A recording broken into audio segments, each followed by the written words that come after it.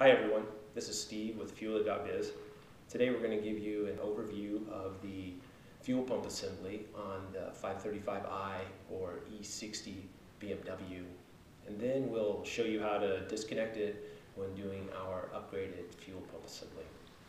So first of all, we have the passenger side, and on the passenger side is the actual pump itself and then just an electrical connection. And then the plumbing goes over the drive line, makes its way over to the driver's side, and then on the driver's side we have the connection for the output from the filter that goes to the HPFP, and then we have the connection from the passenger side that feeds the filter and the HPFP, and then we have the Venturi connection here, and then we have the feed for the Venturi on the back side here. So in just a minute we'll go through disconnecting all of those and show you how to do that. On the electrical connector, this connector actually slides forward, and then it hits a point where you then have to slide it forward and pull up at the same time. So you just kind of slide it forward and kind of wiggle it and pull it up at the same time, and it'll come loose. A little bit tricky, but just be patient with it. Wiggle it and off it comes. So there's grooves on each side of this connector, and what you're doing is you have to work them from the lock position to the release position, and then those grooves are able to slide out and you're able to pull the connector off. When you put the connector back on, same thing. Go ahead and you place these little tabs here inside the grooves. Just go ahead and seat it, push it down, and then slide this back in place. That locks in place. So now we're on the driver's side, and first thing we're going to want to do is disconnect the output that goes to the HPFP.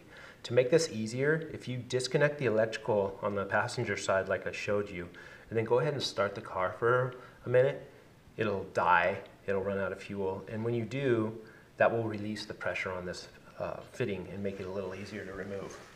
There's two tabs, one on each side of it. Both of these have to be pushed in. They cannot be pulled out. You have to push in to release a lever that actually allows you to pull it up. It can be a little bit tight, a little bit tricky, so just kind of push down a little bit, push them in firmly, and then just kind of wiggle it and pull it straight up. Now we'll go ahead and move on to the electrical connection.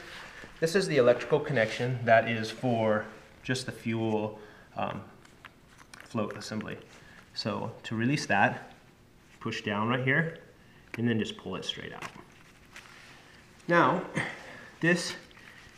in order to release the Venturi assembly, it's a little easier if you can to release the quick connect here for the input of the filter itself. To do so, again, just kind of rotate this up so you can get your fingers on both sides, and then push in on the tabs, and oops, pull it straight out. Now it gets that out of the way. Now, on the Venturi itself, there's a little black tab right here, and you have to push this down in order to release this, in order to allow it to slide back out.